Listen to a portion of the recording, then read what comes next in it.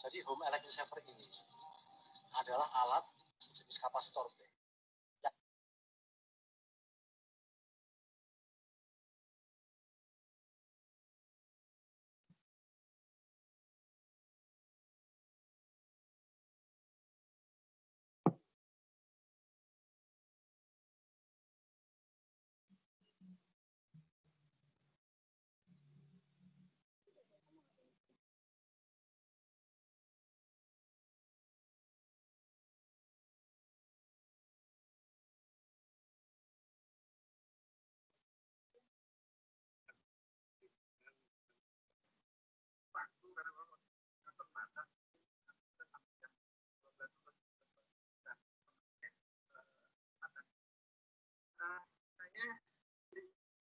Waktu penuhnya pada Pak Ari yang akan menyampaikan paparan atau konsep-konsep pemahaman berkaitan dengan peraturan yang baru kita terbitkan.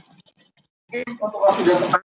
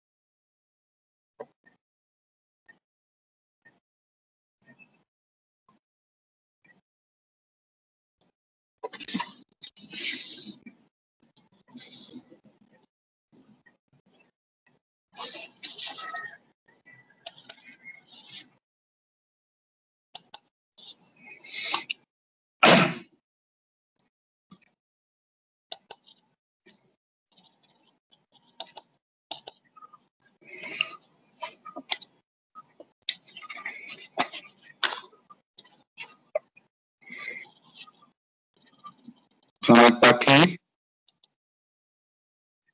Pagi, Bro. Ya, saya akan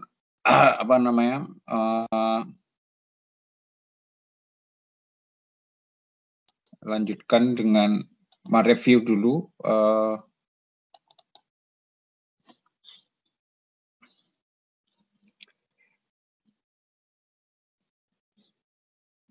kuliah tentang pemahaman tentang dampak ya kemarin yang kelihatannya masih banyak yang perlu kita pahami ya.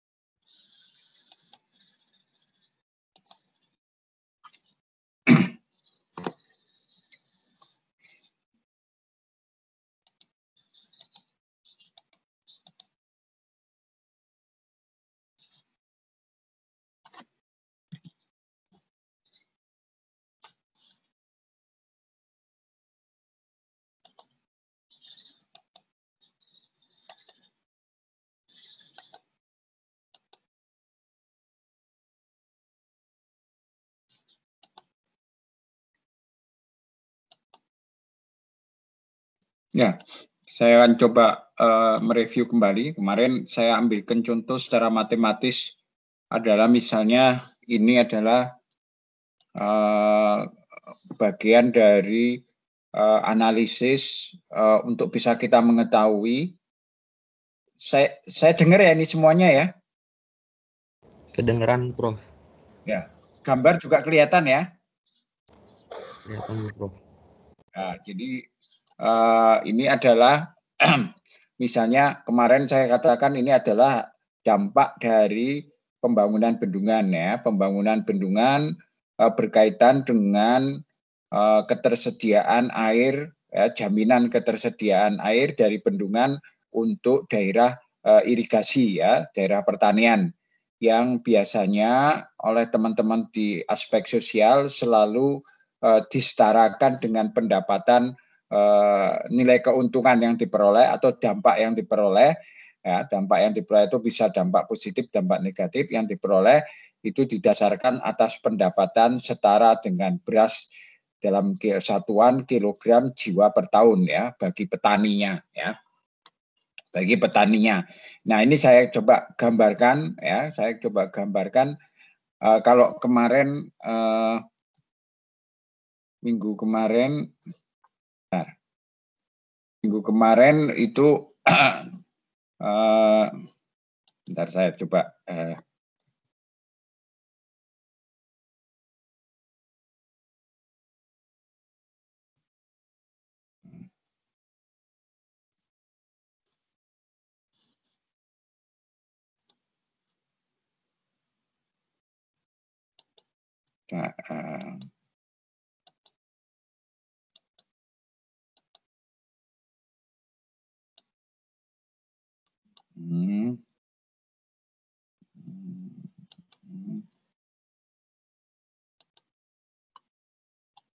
Nah, minggu kemarin saya awali dengan ini ya, kondisi yang normal. Artinya ketika bendungan itu berfungsi, pada tahun pertama pada masa operasional, misalnya ini kondisi pada masa operasional misalnya, maka setelah dibangun maka ada dampak positif ya, dampak positif yang dulunya itu dengan jaminan ketersediaan air itu hanya mendapatkan paling banyak pada tahun T3 ya, tanpa kondisi bendungan, tanpa bendungan itu hanya diperoleh kira-kira misalnya ini ada kira-kira 290 lah misalnya. 290 di 05 ini kita tarik ke samping 290 kilogram jiwa per tahun misalnya di petani itu ya. Pendapatan setara berasnya adalah sebesar itu. Apabila tanpa proyek, tanpa bendungan. Namun ketika bendungan sudah dibangun dan pada awal operasional ya, pada awal operasional dari bendungan itu untuk menjamin ketersediaan air, maka kira-kira pada kondisi T2, pada kondisi tahun T2 itu sudah mendapatkan keuntungan ya, keuntungan dari jaminan ketersediaan air itu. Ya, jadi ketersediaan air yang mungkin dulunya pola tanamnya mungkin padi polowijo ya, sekarang sudah ganti menjadi padi polowijo padi misalnya, atau padi polowijo misalnya, dan sebagainya, sehingga produktivitas pertaniannya meningkat. Produktivitas pertaniannya meningkat, mau tidak mau pendapatannya masyarakat juga akan meningkat, ya, pendapatannya meningkat, sehingga pada T2 misalnya saya ambil T2 ada dampak positif, ya, dampak positif, sehingga pada T3 ya, T3 dampak juga positif, ya.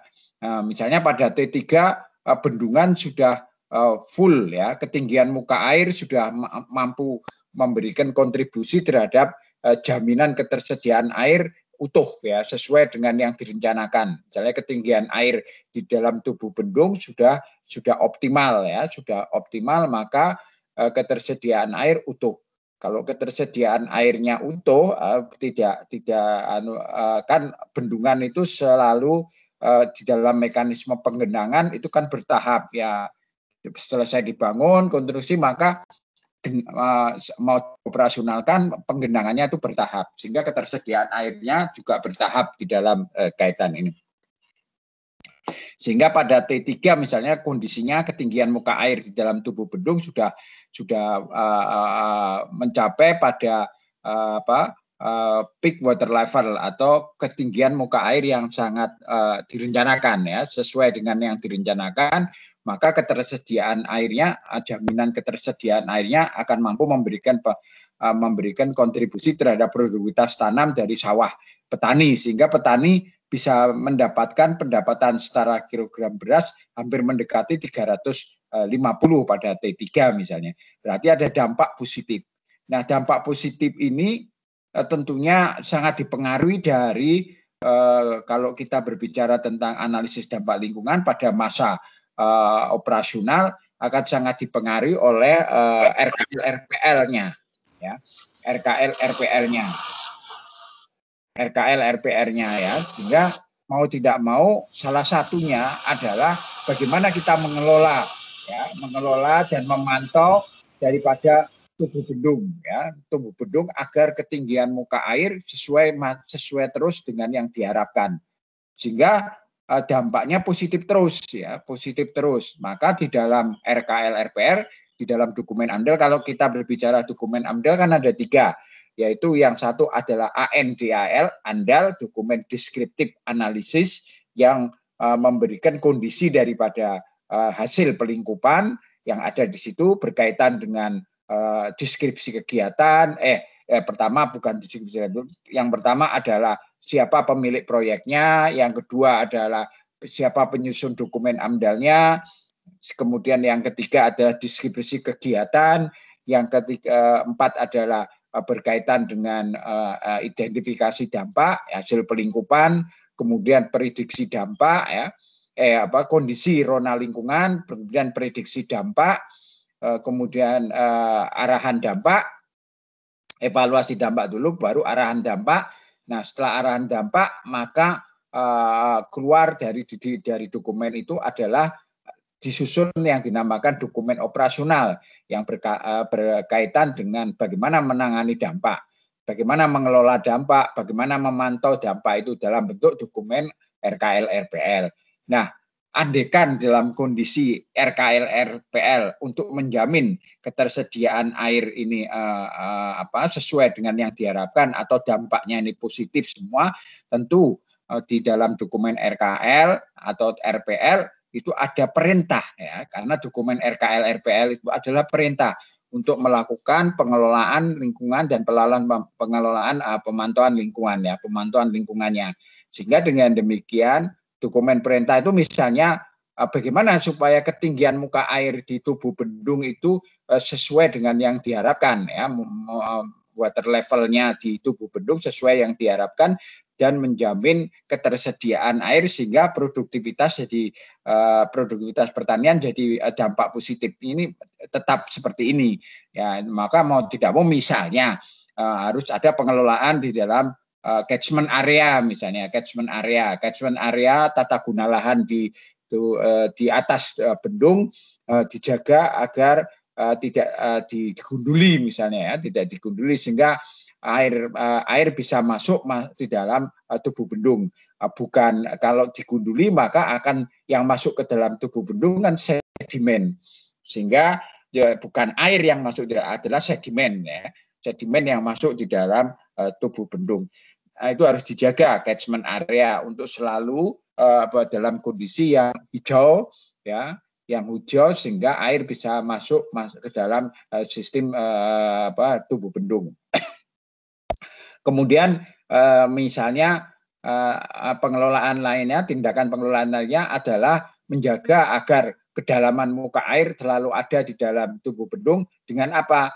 Dengan memelihara ya, dengan memelihara tubuh bendung itu sendiri ya, strukturnya ya dipelihara, kemudian landas dasar daripada tubuh bendung ya, tentu pasti ada sedimen, tapi kalau catchment areanya itu berubah ya, maka sedimentasinya justru semakin banyak.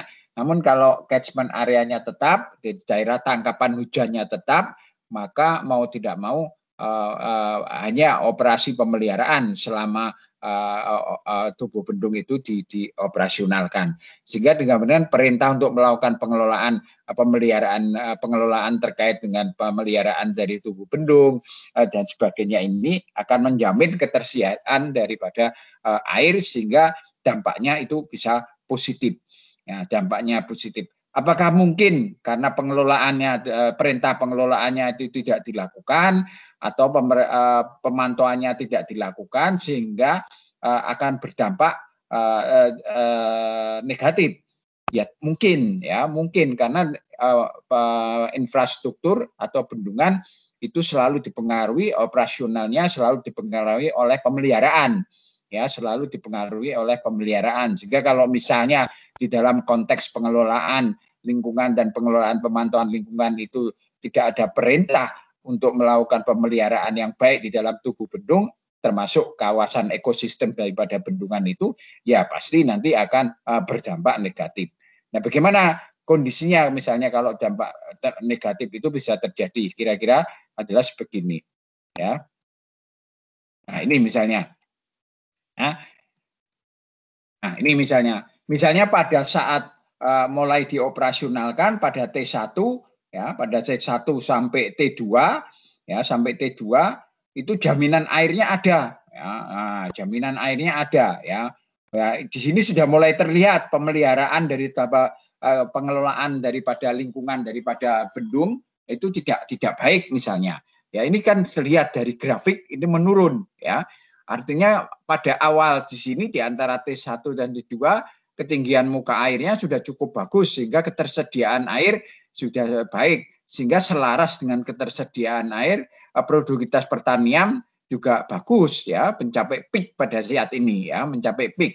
Namun lama-lama mungkin OP-nya atau operasi pemeliharaan daripada bendungan tidak bagus sehingga dia mengalami penurunan ya, artinya ketersediaan airnya mengalami penurunan karena mungkin apa? Karena mungkin sedimen ya, sehingga luas penampang bahasanya berkurang, ketinggian airnya tetap, tapi dikurangi dengan adanya sedimen di bagian bawahnya misalnya ya, sehingga ketinggian muka airnya kan berkurang ya, kemudian airnya berkurang yang dulunya misalnya Y sekarang Y min X, di mana X itu adalah ketebalan daripada sedimen di dalam tubuh bendung ya. Nah ini kalau pengelolaan lingkungannya tidak dilakukan di catchment area atau di daerah tangkapan airnya, di daerah atasnya, ya ada perubahan tata guna lahan misalnya di atasnya, maka ada kecenderungan nanti akan berubah ya ketinggian muka airnya sehingga pada suatu ketika dia akan peak ini akan menjadi rendah ya, menjadi rendah ya ketersediaan airnya yang harusnya itu jadi dampak positif ini menerus ya, yang garis-garis strip ini harusnya menerus, itu sekarang jadi menurun ya. Nah, padahal kalau kita bandingkan dengan produktivitas pertanian pada saat tanpa kegiatan, dia bisa sampai 0,4 ini misalnya ya, bisa sampai ke 0,4 ini kira-kira 340 lah misalnya, bisa sampai sini. Namun karena kondisi proyek dengan proyek itu tidak dipelihara, tidak dilakukan pengelolaan lingkungan dengan bagus, tidak dilakukan dengan baik pemantauan lingkungannya, maka mengakibatkan kondisinya jadi dampak negatif. Jadi ini yang di satu sisi di antara T1 sampai T2 hingga satu titik pertemuan ini itu adalah dampaknya positif, kemudian di sisi lain jadi dampak negatif. Nah, inilah yang harus dilakukan. Oleh karena itu di dalam penyusunan dokumen andal RKL itu sangat penting, RKL RPL itu sangat penting karena dengan demikian maka dampak apabila terjadi resiko terhadap kegiatan itu akan dapat diantisipasi jauh-jauh hari, ya, jauh-jauh hari akan dapat diantisipasi, termasuk seperti yang saya terangkan ini, jauh-jauh hari sudah dapat diantisipasi sehingga fungsionalisasi tubuh bendung untuk bisa memberikan kontribusi terhadap produktivitas pertanian akan selalu berjalan. Nah, kalau di sini artinya apa? Di satu sisi di T1 sampai T2 ini produktivitas pertaniannya positif, tapi di sisi lain di antara T2 sampai T3 ada penurunan, ya, dibandingkan dengan kondisi tanpa bendungan, ya. Kemudian jadi inilah kira-kira dampak negatifnya, ya, dampak negatifnya seperti itu kira-kira ini.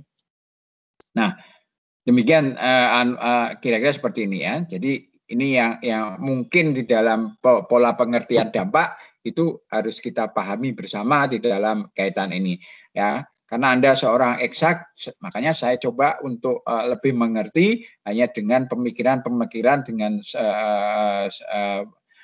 matematis seperti digambarkan dalam bentuk diagram ini. Ya, kira-kira seperti itu, ya. Jadi ini. Nah, ini kan yang merah ini satu ini positif, tapi yang merah ini adalah negatif, ya. Yang merah kedua ini adalah negatif, ya. Kira-kira seperti itu. Nah, ini kecil dampak pada tahun T2 positif kecil, ya, tapi dampak di tahun T3 itu negatif besar, ya, negatif besar. Nah, itu harus hati-hati, ya. Nah, karena itulah di dalam dokumen pengawasan, di dalam dokumen dokumen lingkungan berkaitan dengan dokumen operasional, ya, terutama RKL RPL itu harus benar-benar dijalankan, ya, dijalankan karena kegiatan itu pasti akan memberikan dampak yang positif, ya, di dalam karena apabila SOP-nya atau risiko dampaknya benar-benar dijalankan dengan baik, kira-kira.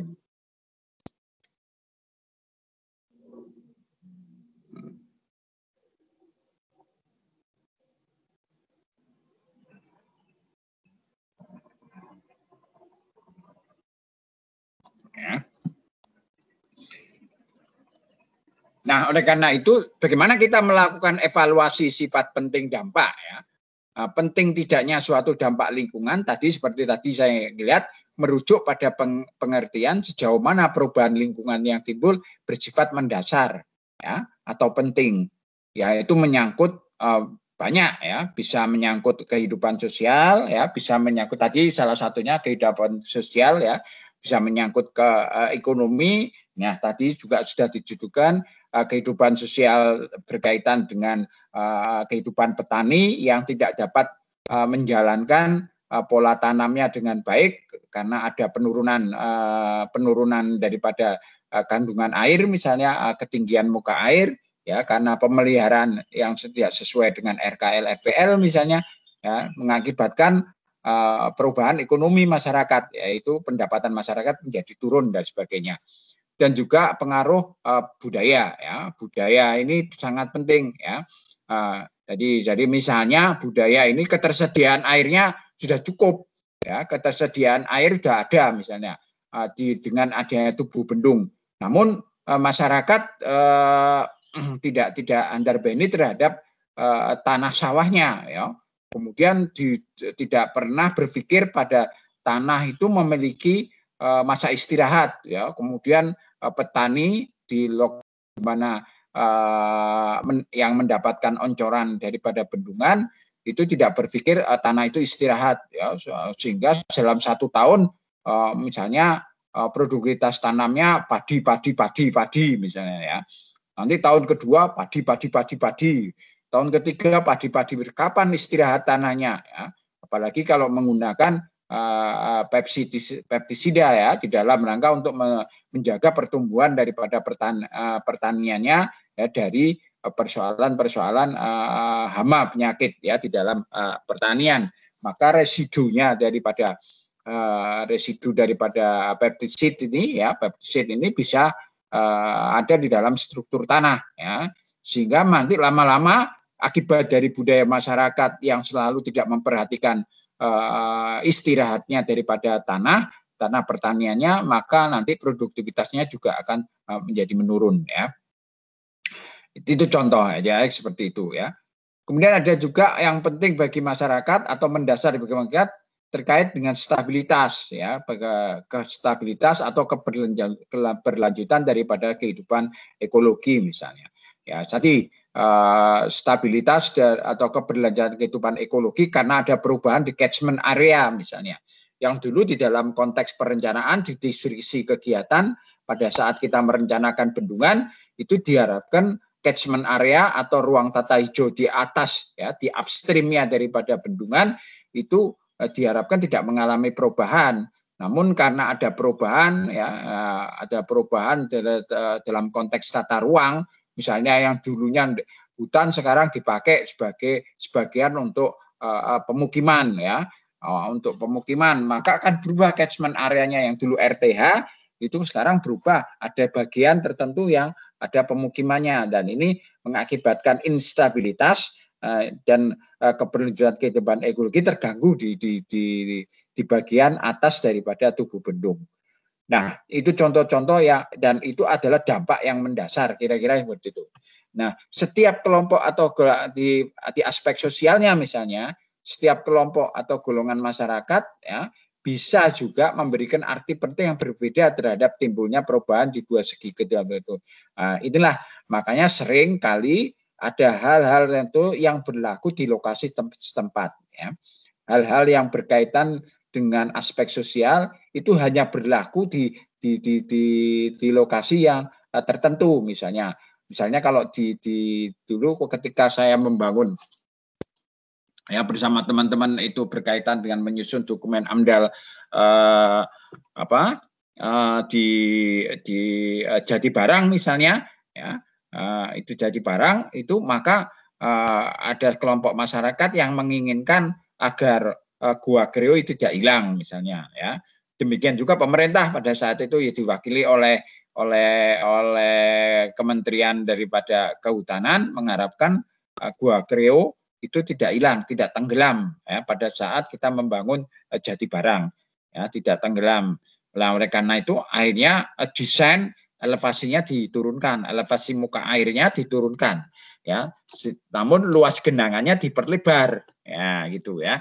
Sehingga ketersediaan air di dalam tubuh bendung itu masih sesuai dengan yang diharapkan. Kalau dulu ketinggian airnya akan mampu menenggelamkan daripada Gua Greo ya, yang ada komunitas keranya itu, maka sekarang Gua Greo tidak tenggelam ya, tidak tenggelam. Sebentar ya, saya tak ada tamu, mohon izin saya menerima tamu dulu ya. Baik, Prof.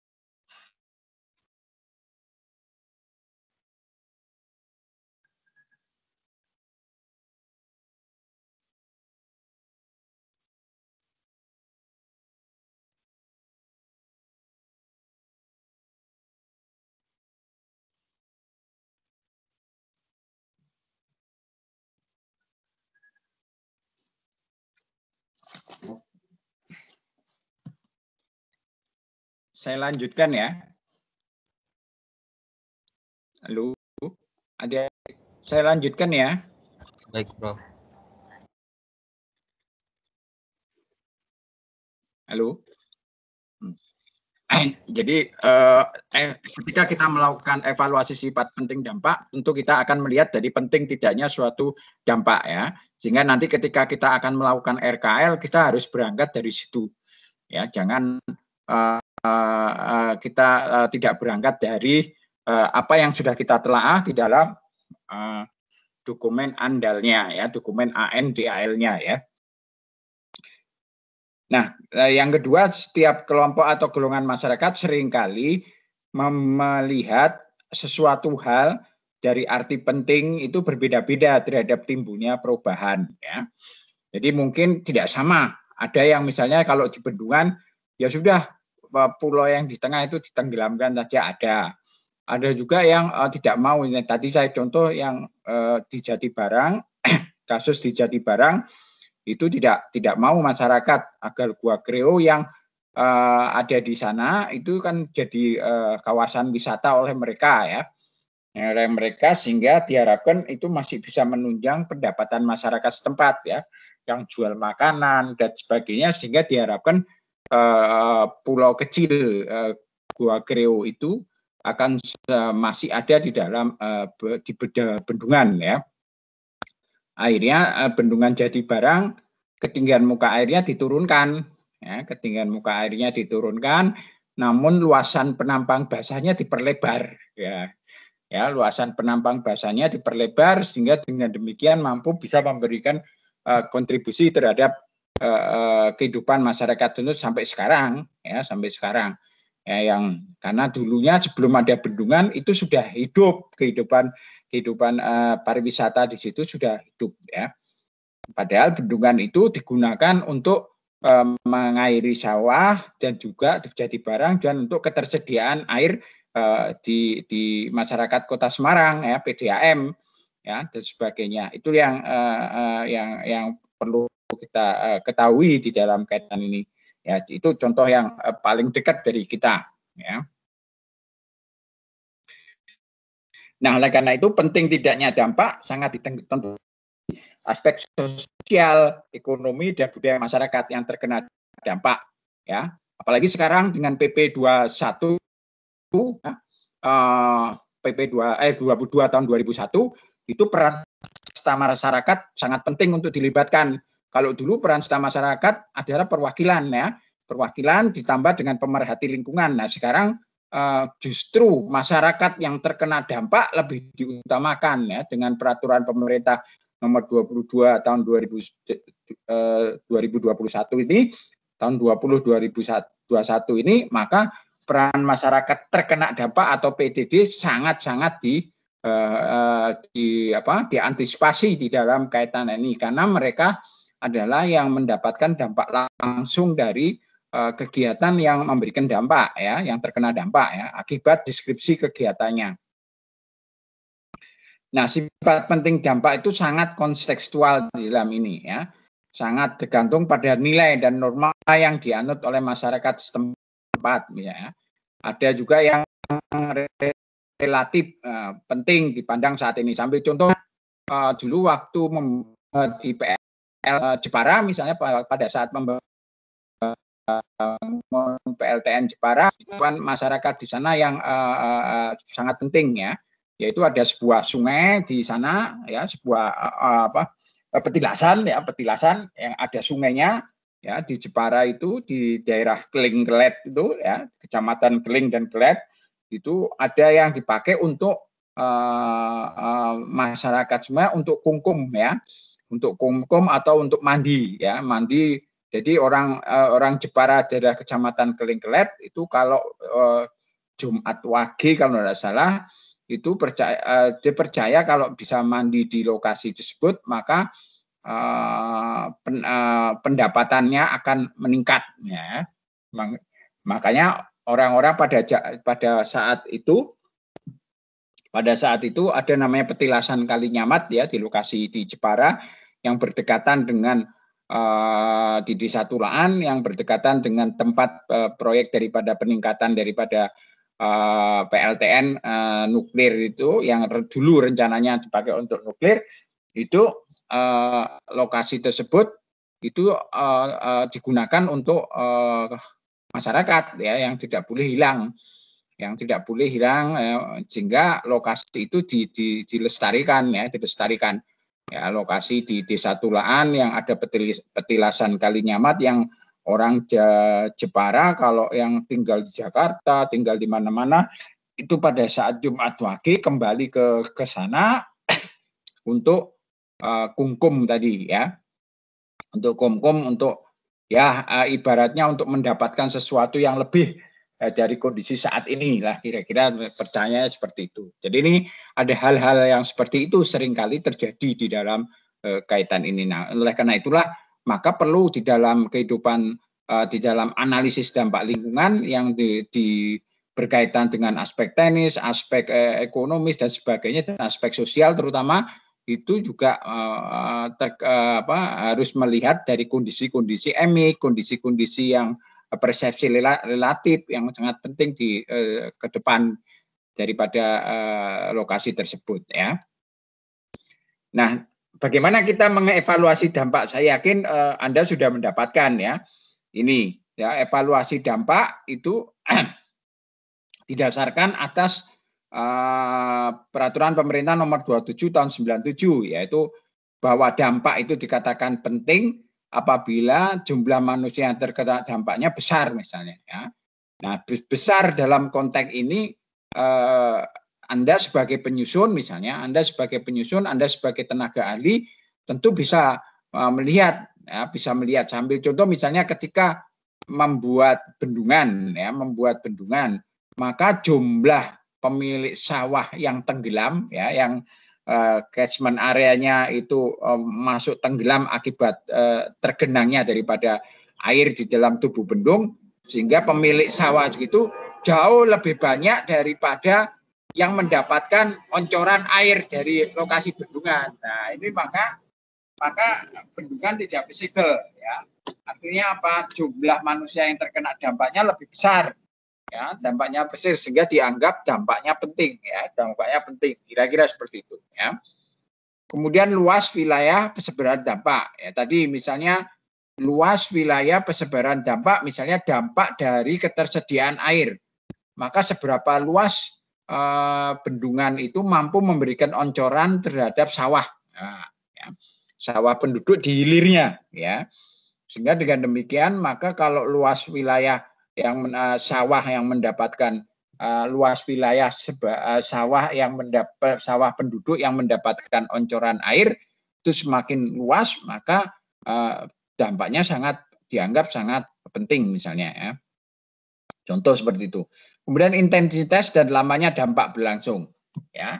Intensitas dan lamanya dampak berlangsung. Saya ambil contoh misalnya di dalam tubuh bendung ya, kalau kita membangun bendungan misalnya ada sawah yang mau tidak mau harus diganti rugi ya karena sawah itu tenggelam ya di dalam sebagai lahan basah tempat dari tampungan air daripada tubuh bendung. Maka intensitas dan lamanya dampak ya selama tubuh bendung itu dioperasionalkan ya, tubuh bendung itu digunakan, dimanfaatkan, maka dampak tidak berhenti-berhenti. Makanya akhirnya itu harus dibebaskan. Ya, harus diganti rugi atau diganti untung lah sekarang modelnya dengan peraturan pemerintah nomor 2 tahun 2014 ya untuk pemilikan lahan dimiliki oleh pemerintah dan harus diganti dengan ganti untung tadi ya. Nah, mau tidak mau harus dibebaskan sehingga masyarakat tidak terkena dampak akhirnya ya. Kemudian ada banyaknya komponen lingkungan lain yang terkena dampak ya. Semakin banyak komponen-komponen lingkungan yang terkena dampak, maka jadi dampak itu kan sebetulnya kondisi daripada deskripsi kegiatan ya, kegiatan apa yang akan dilakukan ya dengan diversuskan ya, diversuskan dengan komponen lingkungan ya, komponen air, komponen tanah, komponen udara, komponen biota, komponen manusia dan sebagainya diversuskan, ada dampaknya ya, ada dampaknya. Itu intinya seperti itu. Ya. Sehingga ketika banyak komponen lingkungan lain yang terkena dampak, itu mengakibatkan dampak di dalam bendungan itu akan menjadi sangat penting. Kira-kira seperti itu ya. Kemudian sifat kumulatif dampak. Artinya sifat kumulatif dampak itu dampak akan semakin tahun ya. Jadi mau kalau tidak hanya pada tingkatan tahap prakonstruksi atau konstruksi, nanti akan berdampak lama-lama juga pada tahap operasi ya, tahap operasi daripada tubuh bendung ya. Mungkin juga akan berdampak pada pasca operasi daripada bendungan. Ya, jika ini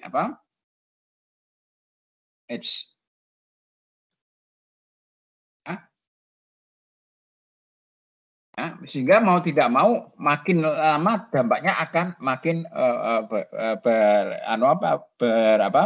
bertumpuk, kira-kira seperti itu ya. Kemudian sifat berbalik atau tidak berbaliknya dampak, artinya apa?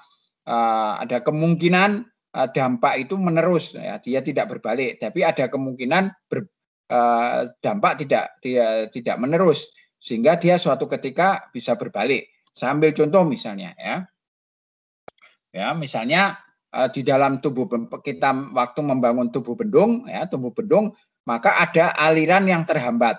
Ya, aliran sungai kan ditutup, ya, maka harus ada sudetan. Maka dibuatlah selama masa konstruksi, air dari sungai yang terbendung itu disudet, ya, kemudian dialirkan ke tempat lain, ya, sehingga tidak masuk ke dalam tubuh bendung, ya, karena kita tahu tubuh bendung itu harus dalam kondisi yang konstruksi yang harus kering, sehingga nanti pada suatu ketika sudah memberikan nilai kekuatan karena kering tadi, memiliki kekuatan strength-nya sudah memenuhi, kuat tekannya sudah memenuhi, kekuatan strukturnya sudah memenuhi secara keseluruhan, barulah sudetan itu kita hilangkan ya, dengan air kembali masuk ke dalam sistem ya, dalam sistem ketika masa penggenangan operasional daripada tubuh bendung ya, sehingga air yang dulunya kita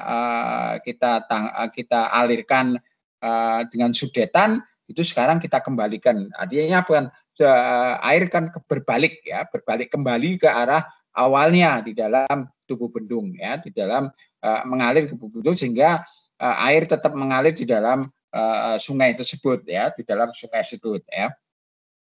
Demikian juga dengan unsur biotanya ya. Unsur biotanya ikannya yang dulu tertanggul ya sekarang sudah bisa berjalan lagi ya, dari hulu maupun ke hilirnya ya, ke hilir daripada tubuh bendung ya. Dengan demikian maka ada 6 daripada indikator, yaitu jumlah manusia terkena dampak, luas wilayah sebaran dampak, intensitas dan lamanya dampak, kemudian banyaknya komponen lingkungan terkena dampak, sifat kumulatif dampak, berbalik atau tidak berbaliknya dampak, itu menunjukkan bahwa apabila ada dampak berkaitan dengan itu keluar salah satu sifat ini muncul, maka akan mengakibatkan itu sebagai dampak penting di dalam kaitan ini. Ya. Dari sini ada tanya, ya, Pak Ika sudah menerangkan ini kan? Halo? Halo? Banyak Iya, Prof.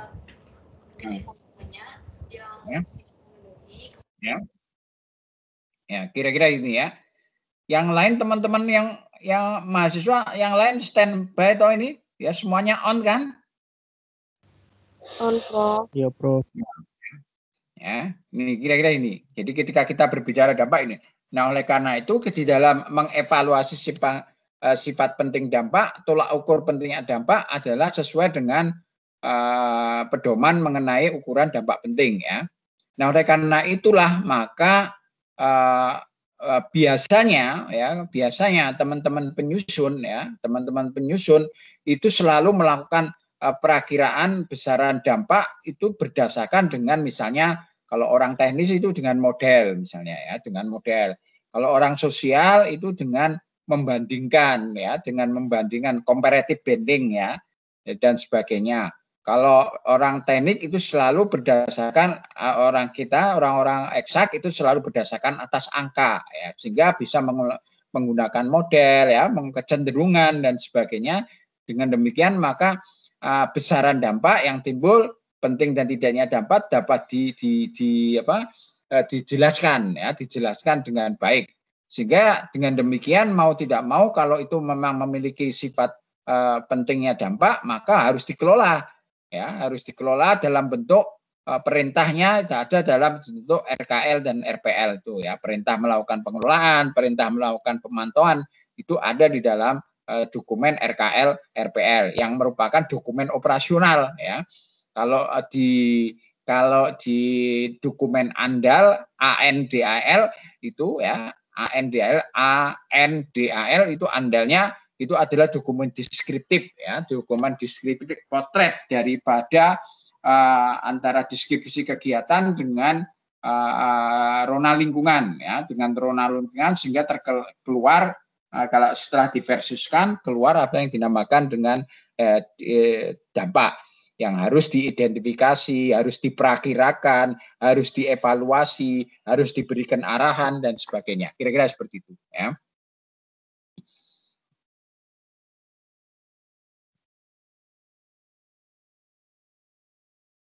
Nah, kalau tadi adalah kondisi yang sedemikian rupa tidak ada target. Nah, ya, bila kita membangun sesuatu kegiatan ada target yang diwujudkan dalam bentuk garis merah.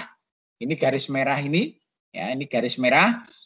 Maka di bawah garis merah, walaupun itu dampaknya adalah kan targetnya ini, ya, kita membangun bendungan, targetnya adalah produktivitas pertanian sebesar 320 kg jiwa per tahun misalnya, ya. Dalam kehidupan sosial masyarakat, ya, di lokasi petani setempat, di lokasi di mana petani yang akan mendapatkan oncoran air, maka dampaknya, ya, di atas daripada garis merah ini dampak positif. Namun di bawahnya masih dampak negatif. Dalam arti apa? Walaupun dia dampaknya positif, melebihi tanpa proyek, ya, ini melebihi tanpa proyek, namun ini masih belum memenuhi target. Nah, ya, ini adalah kondisi yang seringkali terjadi. Kalau misalnya ini adalah merah, ini garis kemiskinan, ini adalah baku mutu yang ingin dicapai dengan adanya bendungan, maka ini bisa dikatakan yang di bawah, selisih yang di bawah antara garis yang titik-titik ini dengan garis lurusnya ini, garis yang lengkung lurus ini, maka ini masih adalah belum sesuai dengan target. Jadi target terpenuhi akibat adanya bendungan baru dimulai setelah T2N. Nah, kira-kira gitu. Ini baru memenuhi targetnya. Karena apa? Target produktivitas pertaniannya ini di dalam untuk lepas dari garis kemiskinan, maka kondisinya ini kira-kira gitu, ya. Nah, kalau tadi nggak ada target, nah kalau ini ada targetnya, jadi ada beberapa probabilitasnya, ada beberapa kemungkinan di dalam kaitan ini, ya. Dari sini ada yang tanya?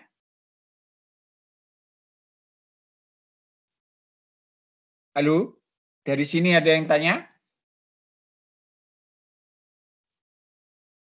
Ya.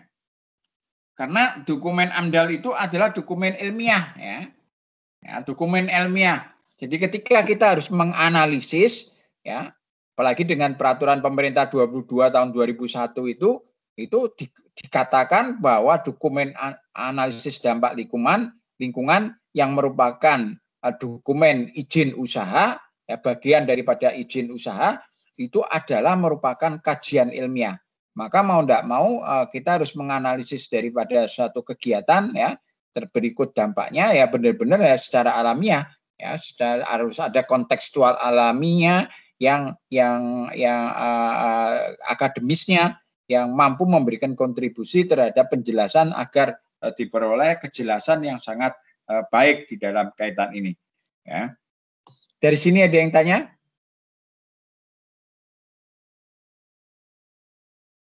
Halo? Halo? Dari saya belum ada, Prof. Yang lain? Ya, Belum ada, Prof. ya. Ini kira-kira itu ya. Kemudian inilah maka kondisi ini yang sering kali terjadi. Nah, ini kalau kita harus pelihara tadi sama dengan yang awal ya, di dalam RKL-RPL kita harus tetap memelihara di dalam mengelola daripada kondisi dari catchment areanya sehingga ketersediaan air terjamin ya.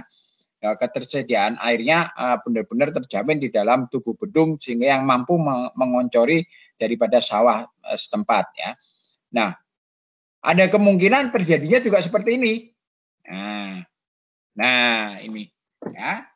Jadi probabilitasnya ada kemungkinan terjadi seperti ini ya, di satu sisi di sebelah kiri ini ya, di dalam layar ini di sebelah kiri ini masih ada sebagian yang belum tercapai, ada sebagian yang sudah positif ya, yang ini belum tercapai ya. Ya, yang ini belum tercapai, yang ini sudah tercapai. Namun karena LKR LPL-nya tidak dijalankan, maka ini jadinya seperti ini. Nah, di bawah daripada garis kemiskinan. Nah, ya, di bawah target. Nah, ini. Nah, itu yang harus dilakukan. Makanya RKL-LPR itu harusnya mampu menjamin agar ini menjadi naik terus ya. Ini naik ya. Ya, garis yang ini naik gitu ya. Garis ini naik sedemikian rupa sehingga menjadi hal yang positif ya. Ya, positif kira-kira gitu ya. Nah, oleh karena itu kalau di aspek teknis saya yakin jelas karena kita bisa memberikan kontribusi terhadap kuantitatif maupun kualitatifnya. Namun terkait dengan dampak sosial itu seringkali itu harus kita lebih banyak ke arah kualitatifnya. Makanya harus kita sebagai seorang eksak tentu di dalam analisis kita ketika menyusun dokumen lingkungan itu harus kalaupun ada besarnya itu seberapa banyak ya. Pertanyaannya kalau ada besar berapa banyak harus keluar di dalam konteks statis kuantitatifnya ya. Ya sebagai contoh misalnya ada dampak terhadap emisi misalnya akibat transportasi misalnya akibat kegiatan transportasi daripada pembangunan bendungan misalnya maka ada emisi. Seberapa emisinya, seberapa besar keluar limbahnya, ya. Nah, sehingga dengan demikian seberapa besar stream standar daripada ambient standarnya daripada udaranya, ya nantinya. Ya, tentu bisa kita lakukan dalam bentuk model sehingga mau tidak mau akhirnya kita harus mengelola agar emisinya itu dapat dikurangi, kemudian stream ambient standarnya dapat dipenuhi. Kalau kita berbicara tentang kualitas udara, demikian juga kalau kita berbicara air, maka efluennya kita juga bisa dikurangi, kemudian stream standarnya di dalam air juga akan bisa dikurangi sehingga tidak melampaui daripada baku mutunya. Ya. Nah, oleh karena itulah maka di dalam penyusunan dokumen lingkungan itu biasanya sangat dipengaruhi oleh experience ya, pengalaman daripada penyusun ya sehingga dengan penyusun yang sering kali menyusun maka intuisinya akan tajam ya sangat tajam berkaitan dengan analisisnya dengan identifikasi dampaknya sehingga dia benar-benar karena memang pengalaman sesuai dengan kompetensinya maka mau tidak mau dia akan lebih menjamin daripada analisisnya tambah lebih bagus di dalam kaitan ini. Sehingga dengan demikian maka perakiraan dampak dan hingga evaluasi dampaknya serta arahan dampaknya benar-benar akan tajam dan sesuai dengan analitisnya. Ya. Nah, metode perakiraan dampak tadi saya sudah katakan ya kalau teman-teman eksak itu bisa menggunakan model ya ada model fisik ada model fisik, ada model kuantitatif, ya, ada model statistik, ada model matematis dan sebagainya, ya. Ya. Dengan demikian, maka kita bisa melakukan. Ada juga dilakukan dengan skala laboratorium, dengan metode eksperimentasi, ya. Dari kondisi lapangan, kemudian kita praktekkan di dalam laboratorium, ya, sehingga kita menemukan model yang sesuai dengan eksperimentasi di dalam laboratorium, ya. Nah, kita bisa lakukan itu, ya, di samping model-model yang lain. Kalau kita berbicara tentang formal, ya, biasanya orang-orang eksak, ya, saya dan sebagainya, Pak Ika kalau menyusun itu adalah dengan model formal. Ada juga yang metode non formal, yaitu personal judgment atau penilaian ahli, ya.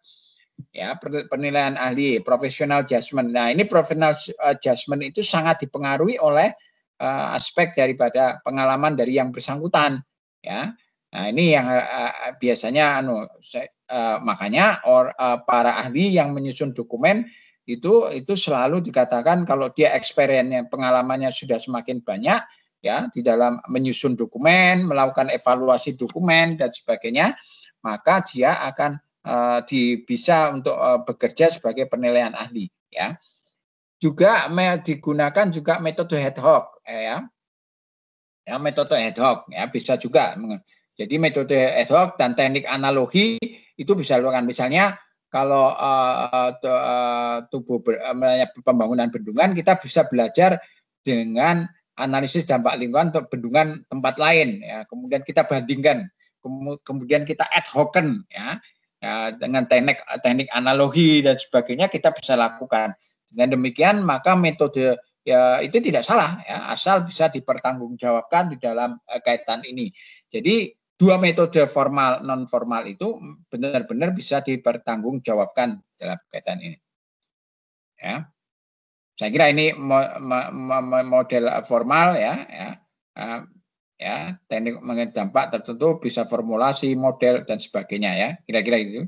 Kemudian ada mode formal yang lain, misalnya ini, ya. Nah, ini model formal, ada model matematis, ada model proyeksi, model simulasi, analisis input output, ya.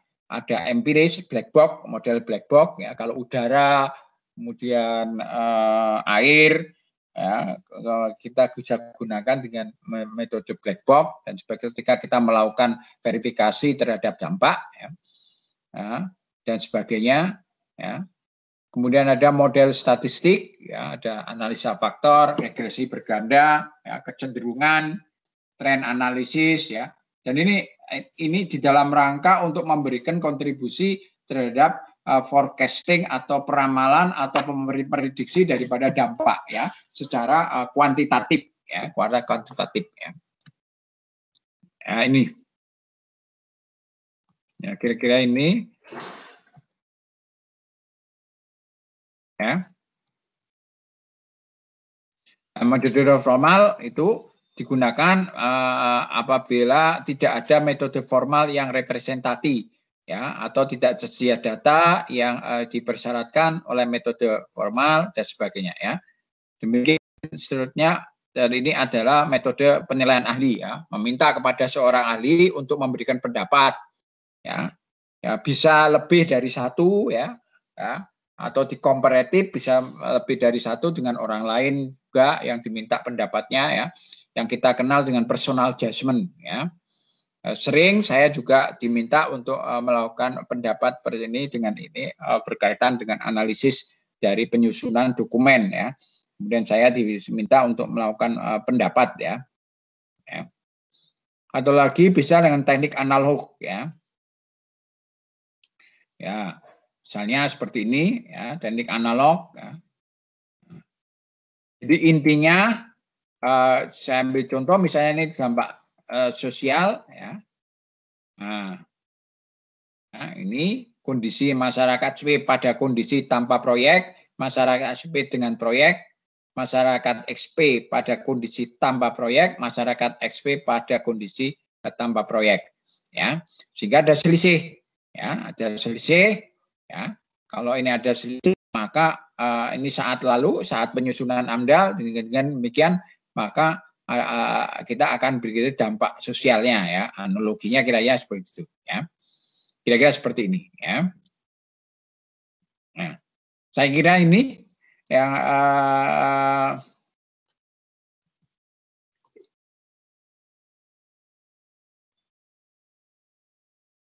yang bisa saya sampaikan di sini ya. Saya nambahkan, mereview sedikit kuliah daripada Pak Ika. Ya. Ada yang mau tanya?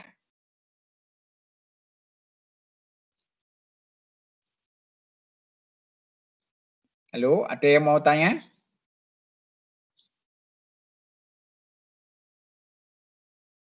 Saya kira ini ya, nanti materi kuliah ini akan saya share saya kira akan saya share ya. Adam, ada apa? Maaf, Prof, mau nanya tapi di luar materi. Ini beberapa dari teman-teman ada yang belum absen, Prof. Oh, coba nanti saya saya buka dulu. Kasih, Prof. Ya, masih ada beberapa yang belum ya.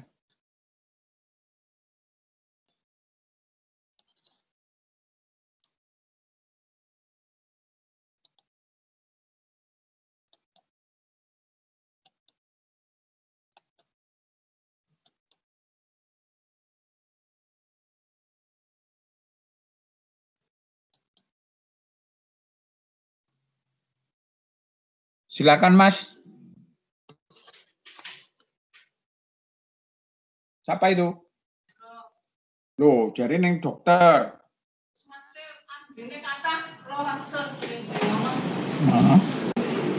Antri ini.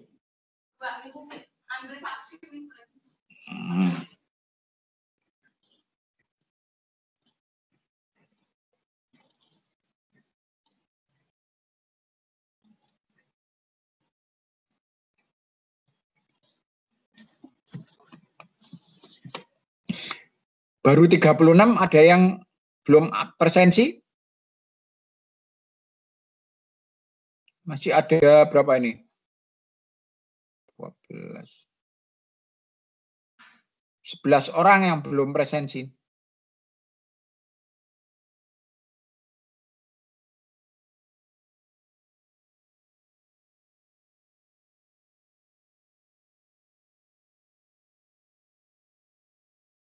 Siapa yang belum presensi? Ada yang halangan untuk presensi enggak? Sinyal, karena sinyal. Saya, Prof. Ya, nanti coba saya, barangkali ada yang halangan, coba saya lihat dulu ya.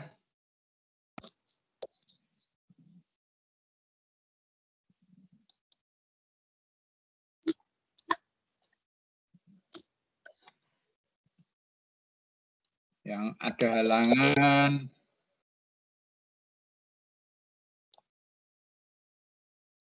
Ini ada beberapa yang ada halangan. Ini coba. David, masuk ya.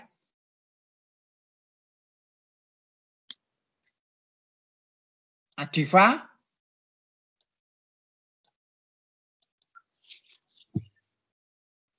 Yang ada lagi yang Vera, masuk. Hadir, Prof. Vera masuk ya. Iya, hadir, Prof. Salsabila. Salsabila, Prof. Hadir enggak?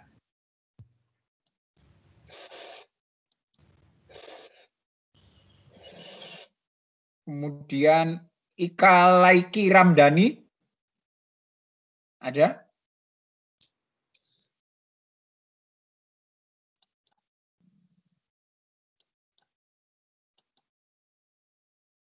Kemudian Muhammad Yusril. Muhammad Yusril, Wafa.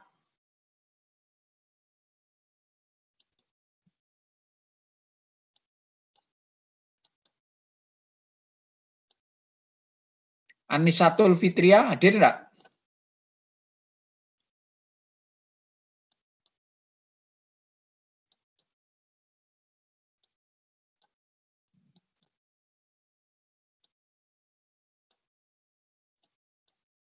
Dimas?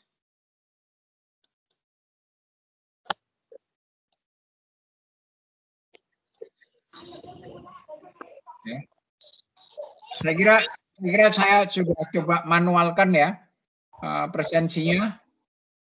Saya kira sudah saya coba manualkan presensinya sudah masuk.